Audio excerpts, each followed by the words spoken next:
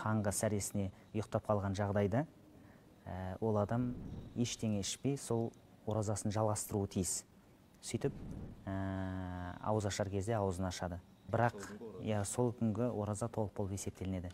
Оянған кезде тек жалғастыру керек, еш нәрсе ішпей, ниет етіп, әрі қаратай жалғастыра береді.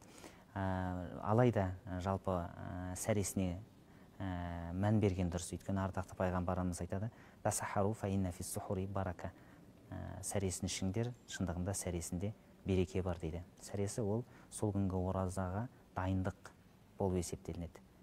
Құптаннан кейін немесе ауыз ашқаннан кейін ерте ішіп алып жату, әрі қаратай оразасын жалғастырған болса, ораза дұрыс болып есептелінеді. Бірақ бұл жерде ардақты пайғамбарымыздың сүннетіне сәйкестік деген нәрсе бар. Кез келген сүннет, пайғамбарымыздың жасаған амалының астарында сауап бар. Пайғамбарымыздың шапағатына ие болуға